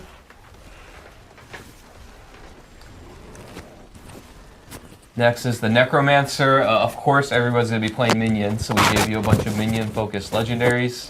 This should be pretty awesome. And then next is the Sorceress. We actually have a cool new legendary Boo! coming into the game for Incinerate, which you'll see here. It splits up. So we were giving you an Incinerate build on the Sorceress. And then the Rogue, we're giving you one targeted toward Barrage. So again, kind of the point of this is that, if you don't really know what you want to play, or you really want to just go through a season journey and try out something before you go to a build that you really want to do, you have a foundation of something more complete to start with, which we're pretty excited about. We think it'll be really cool. And with the codex change now, you also get to kill all those items are actually dropping out of the season journey caches. You get to kind of keep those. They're all going to your codex. You can use that build for the entirety of your leveling process. Correct. Yeah. Awesome. So lots of changes coming this season. Sorry, my mic died halfway through there, so I had to do a quick mic swap as we were playing. We were free. Also, Joe Pipor's back. Hi, Joe. Derek is now over here. So if people are confused of like what's going on, we are playing musical chairs today. That is also a new feature coming in Season 4. I'm just kidding. So a lot of changes. Season 4, pretty huge. It's by far the biggest season for Diablo 4 yet. And I know we wanted to jump into Q&A. I did want to bring up one thing as well. Oh, wow, okay. Which is, this is a change that will be represented in, by the way, patch notes are coming out immediately after this stream. So, okay. So that's one thing. So yeah, people can check out patch notes immediately after this stream. Please enjoy reading it as much as we enjoyed writing it. Writing it and reviewing it and editing it. And I wouldn't, based off of the size of the patch notes, I wouldn't be surprised if we do have a few things that might be missing that we'll probably have to post add if as we're kind of going through it, just because it's massive in terms of size, as people saw from PTR, and now it's just even it represents a few different teams effort trying to do this too. So but patch notes will be up. One thing in the patch notes that I did want to bring up is, and this is a thing that's coming in Season 4, is for players that want to change their hair on their characters themselves, they can actually go to the wardrobe now and actually be able to do it, which is a nice, good quality of life feature. We've heard a lot of people go like, hey, I kind of want to, I made that character a while ago, especially an Eternal character or something like that. I'd like to be able to change that around. I now have that flexibility of being able to do so, which is actually really cool. So we're going to jump into Q&A as usual, as we always do. We will start off with a question. This is actually something that's been a popular topic that a lot of people have been talking about since PTR, and of course, even this week with the blog itself. But Don't leave me in suspense. I know. I think we have the question. There it is. What does this mean for season powers in the future? Oh, just what season 4 is, like the nature of season 4? Yes. Yeah. Okay. Sure. So yeah, season 4 is season 4, as I mentioned before, is like an opportunity for us to kind of like lift up a lot of aspects of the game that we think are really important. Diablo is a game about killing monsters and getting loot. And as I said before, getting loot, we need to make sure it feels at least as good as killing monsters, right? Like it's extremely important that this part feels good. And we took a lot of our development effort and put it against that goal as part of this release. And there were other parts of the game that we lifted up at the same time, like the various changes that we talked about for Helltide, for example. You know, the myriad new tempering recipes and things like that. There's lots of things we did, I think, as part of the release to just make the base experience of Diablo 4 more fun, right? So I'm really excited we're able to do that in Season 4. Thinking about what the future holds, we always want to make sure that with every season, we are adapting to what we think the game needs at that time. We think it's going to make for a better experience overall. We love the idea of seasonal powers. We've learned a lot of really, really great stuff from the days of the Barber all the way through the vampiric powers we got in Season 2 and all the Seneschal and Construct stuff we had in Season 3. We have lots of big ideas for the future. So, but you will see seasonal powers again in the future in different themes and mechanics as we go. That's kind of our promise to you.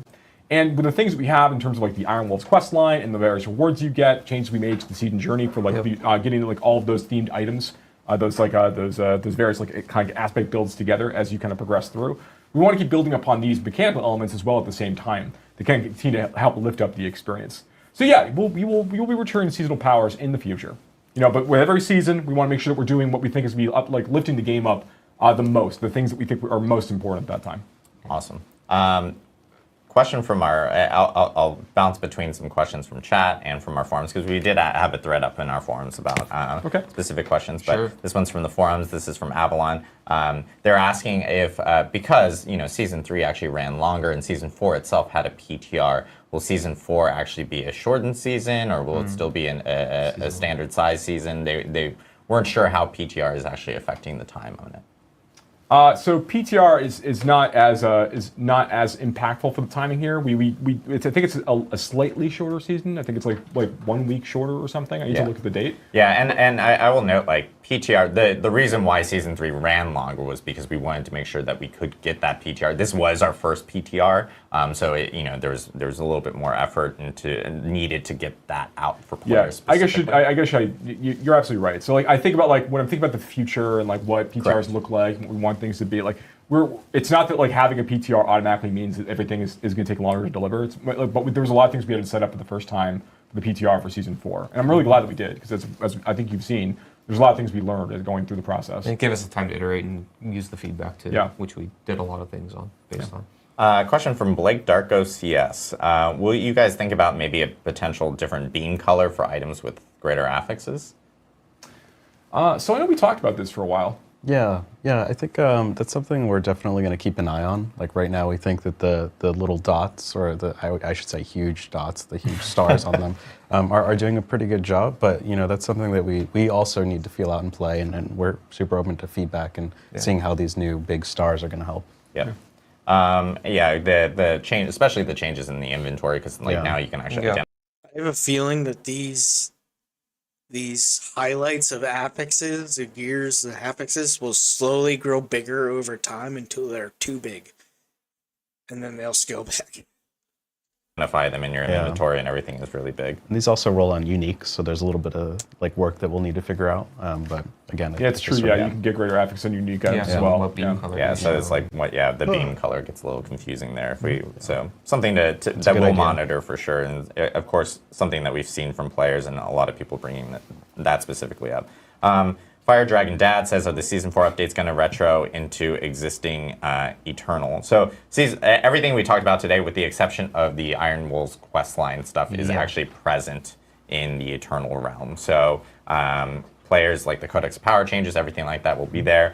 I know there are a lot of questions related to the Codex changes, especially for Eternal players. And just to clarify, if you have aspects in your inventory and your stash, it'll take whatever your highest roll of that specific aspect, and that will become your new best codex entry when Season 4 does start. You may need to log on to specific characters on Eternal to at least like for us to be able to check your inventory, but the stash I know will automatically move over there. Cool. And same thing for I know we get a lot of questions about like items on Eternal. Those will be marked as like legacy items specifically because obviously we've changed a lot of affixes and everything. And those items you can't craft on those items either at that point. Like you can't temper those items and you can't masterwork those items. But they'll still retain like the item upgrade state that they have in the blacksmith before. Exactly. So if it doesn't mean like when you log on all your gear is suddenly unusable. It's just marked as legacy and you won't be able to use tempering or masterwork. It's a great stepping off point to getting some new items that could have greater affixes and other things that could make you even more powerful. Yeah. A question that we have actually from the forums. This is from Iggy.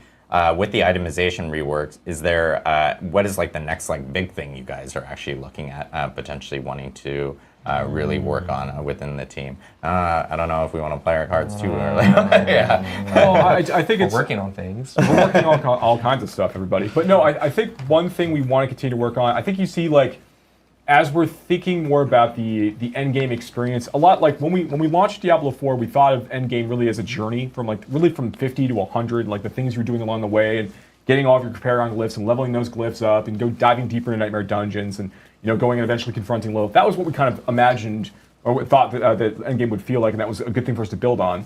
I think we saw that a lot more players were looking for endgame like explicitly at level 100. Yeah. That was when they wanted a lot more things to open up, and we've made a lot of changes recently to try to like create more gameplay around that part of the experience between like the itemization changes and the crafting changes, and also in the introduction of like tormented bosses, and of course the Pay the Artificer. Yeah. So I think that like we know that there's more opportunities for us to build on these things, right? Like I think you've heard me say this before, but a lot of the things we're doing in Season 4 specifically really are done to like build a new framework, for how endgame sort of functions. The things that drive a player forward, the things that get them excited, and the content that they engage with along the way as well, right?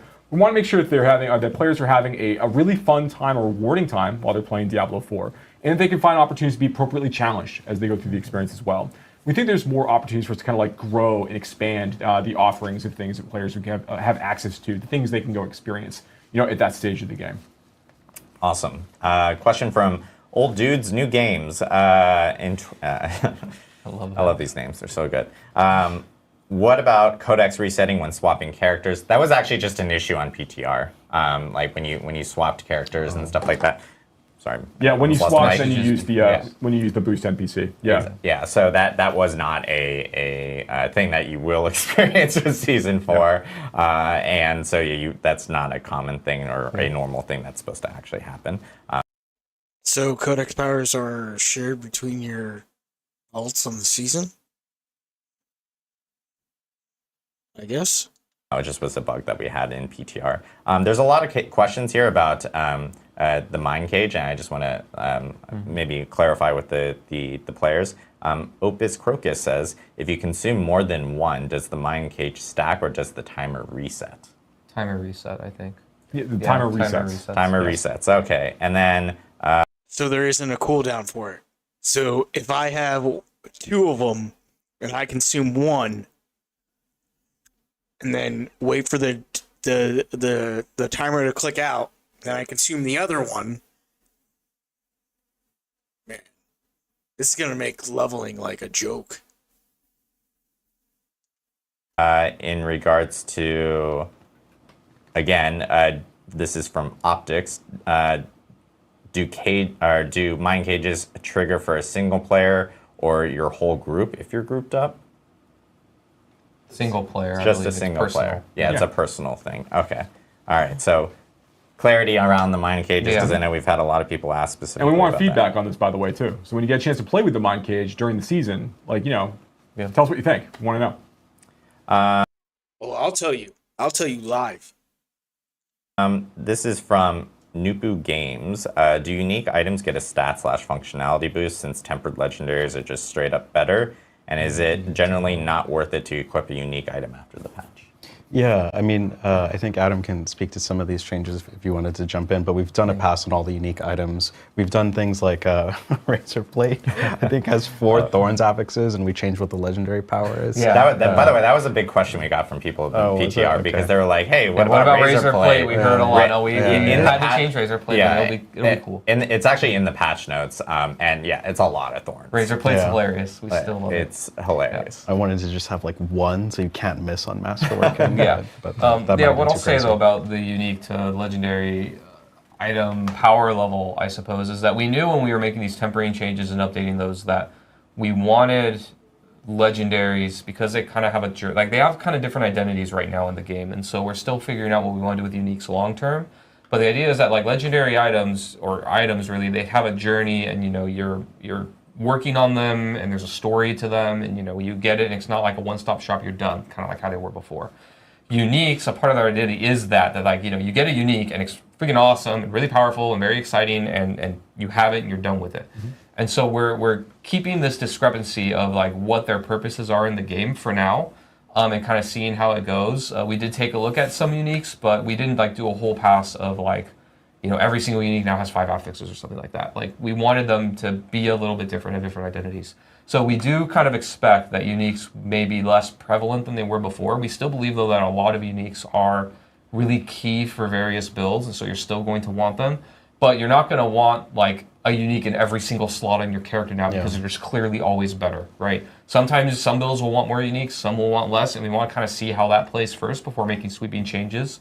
Some obvious roads we could take is like adding crafting to uniques. What if you could temper them? What if you could do these other things, right? Like we know that that's a thing, and we may do that in the future, but we're kind of evaluating this world where it's not clearly always you only get one or the other, and we kind of want to see how that goes first before making any big changes. Yeah, and the fixed nature sort of has you consider it's part of your optimization puzzle, right? Yes. Like, well, I'm going to give up some tempering affixes to get this unique, for example, in my chest slot, for example. And we sort of want to see where that goes. Like, we think that that's fun, and we think that the excitement of a unique is those fixed stats. When you see the item on the ground, like, oh, okay, that's the unique I want. I can just equip it. I don't even have to work on it. Yeah. It's just like there for me. So. So basically now we're going to have either 1 or 2 uniques. The one you need for your build and or the one that,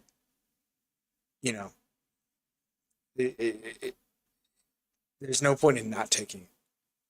Like the Starless Sky one, I guess, for the Sorcerer. Awesome. And then I know, by the way, did we talk about masterworking? Or not masterworking, We but did talk about masterworking. A lot. We did talk. I know. We've done it twice on stream. Did we talk about groups and with the pit? I didn't write it down and I didn't Yeah. talk about it. Yeah. So we got a bunch of feedback that, it sucks to help someone with their pit run and just not get any masterworking material. It's like, well, why am I here? So what we've done is we've made it so that the person who opens the pit is going to get 100% of the masterworking materials. Previously, I think it was split, maybe across all players. And what we've done now is that the person who opens it gets 100%, and then everyone who helps defeat the pit gets 50% of that target goal. So we're trying to walk that line where group play isn't just like totally overwhelmingly efficient, but you're still getting something for helping each other go through those pit levels. Yeah. So I'll be doing the pits by myself? Pretty much. I mean, what's the point in... I'm not going to help someone do pits if I get 50% of the shit. I mean, you can't do it yourself to turn down the fucking difficulty and fucking farm up until you can get higher difficulty. Am I alone? I don't know. We heard a lot of feedback about players going like, it feels a little unrewarding to and so totally there were get some that. changes. In general, I think there's still some tension with how players feel about the efficiency of groups versus the efficiency of solo play with boss summons and things like that. These are things we're thinking about, we have ideas on, but we want to continue to get feedback, particularly with these changes, and kind of see how things play out. Absolutely. Awesome. We're getting questions about, hey, are there any updates on social features and things like that coming to D4? Don't know if we have anything to share right now. It's something obviously that team is very well. You guys ask all the time, so we're very, very aware of it. And the team is been looking at it, and once we have more to share, we'll end up sharing it with you guys. But for right now, we don't have any update. Yeah. There's questions about it. If there's plans of adding maybe potential leaderboards to the pit or anything, or is that going to be something that's just exclusively on the Gauntlet? I think the idea of adding leaderboards to other types of content over time makes sense. Could be pretty fun, But right now, I really want to see how the pit plays on its own. The trials feature and challenge ladder, like we really want that to be a place where players can, or the Gauntlet rather, it's a place where we really want players to be able to like go and compete in a very fixed environment, a very like extremely fair environment, which is like what we really prioritize as part of the release. The pit is pretty variable, run to run, so that makes it a little more complicated. It doesn't mean that we would never add it. I think that there's a clear indicator that it'd be pretty fun to have this slightly looser leaderboard associated with a feature like this. Yeah. But we're going to see how things play out, and we'll be thinking about how we can add more competitive features like that to the game over time. Question from Elro here. I didn't pronounce that right, but when Elro here. I think that is actually nailed it. It's like an elven name right now. Since not everyone actually experienced PTR, because PTR itself was on PC Battle.net, but they were asking when tempering, can you keep previous rolls? Can you keep previous rolls? Like the enchanting system. Oh, I see. Yeah. Currently, right now, we don't have the functionality to let you keep the roll. Right now, if you're going to commit to re-rolling, you're going to lose that You're previous committing one. to re-rolling. Yeah, it's sort of like the blacksmith is hammering on that item and unlocking different aspects of the weapon. You sort of lose what you previously had. But we're open to feedback, right? It's a completely new feature. We really want to hear how it's playing, and then ultimately what we want is a fun crafting feature. So if that sort of feedback is really valuable. We'll take two more, and one is from Matt LOL. Is tempering going to allow changes for the skills, the skill type, like maybe lightning hydras, or maybe changes to Blizzard where it's a rain of fire or something like that? That's pretty cool. Honestly, anything an Apex can do. Yeah. It is open season of things we could potentially do in the future. Yeah, not in season 4, but possibly in the future. Awesome. This is actually from There's a lot of space to grow. There is. Utility is a category that we can do. There's a lot of space to do some utility. interesting things potentially. Yeah. Yeah. There's a lot of questions in here about like additional character customization options and stuff like that coming in the future. It is like something that the team is always looking at, adding additional things for players to have more choice of what they want to do, especially as they're creating characters, and of course being able to obtain those, like even just some things in season 4 of being able to get additional, cosmetic things for your mount and everything like that is something that the team is most definitely looking at. Yeah, we care about this a great deal. I think one thing that's very interesting about Diablo 4, or a problem that we have that's very specific, right, is there are actually quite a few cosmetics for players to earn out on bosses and things, like throughout the game. Like there's lots of things for players to collect cosmetically in the game. But it's really hard to know that drops off that thing in Diablo 4. Like you can go and you could fight a world boss 50 times and not have a drop occur for you, right? Like then eventually you get your special horse. You're like, oh, okay, it is here, but you have no idea. So it's kind of like it's harder to know exactly where to grind. We're actually talking about that a bit on the dev side to see if like there's more ways we can kind of like make it clear where certain things can be found, which I think could be really fun. Yeah. But I think that there's work we can do there, and also there's still work we can do about just trying to get more cool looks into the game. So we've been talking a lot more with the various teams inside Diablo 4, and there's a broad agreement we want to bring more cool stuff to you guys, and more cool stuff for players to find and pick up and equip and feel like it was really exciting to get that thing.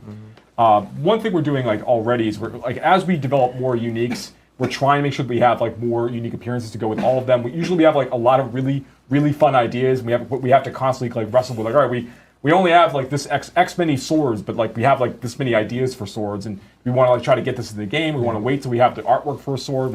We usually try to make sure that we've got a fun toy to immediately give you. But we're going to make sure we're trying to get more of that stuff in game as well. So there's just even more artwork to the unique system for players to collect. Awesome. So that's all the time we got right here for today. We went over all the changes, or not actually, there's even more changes. There's actually more changes in the patch notes. We can't go through every single line in the patch notes over a stream, so you guys can actually check out the patch notes. Those will be available on Diablo4.com. We always have those listed on our specific patch notes page, and those will be live immediately after this stream. Season 4, Loot Reborn, starts on May 14th. This is across all platforms. It's on PC, Xbox, PlayStation, and of course, if you're an Xbox and PC Game Pass user, you can also play Diablo 4 now via PC Battle.net or on your Xbox. So lots of opportunities to play. And of course, Steam. Can't forget Steam. Steam is also on there for PC. That's also a platform. That is which you can also play a Diablo platform. 4. We're everywhere. Any other platforms you want to just shout out? Or? We're everywhere. Oh, all right, we're everywhere. Just everywhere. But again, thanks to everyone for tuning in. We're looking forward to you guys jumping into Season 4 Loot Reborn. Yeah. We'll see you guys in game. And thanks again. Yeah. Thank you guys. All right, so there are a couple of TLDR videos on this.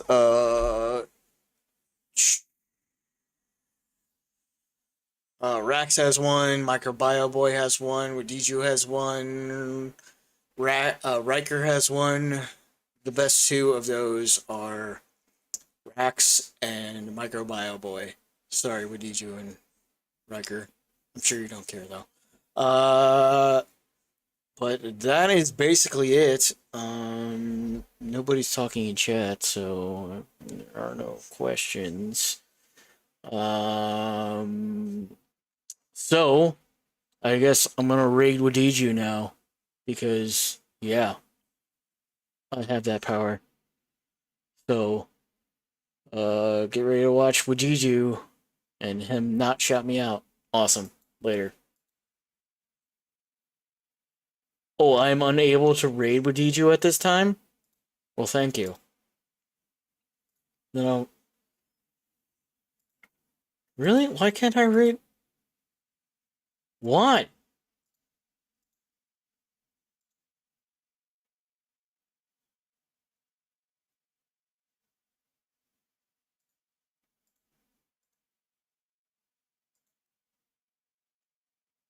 Why won't it let me raid?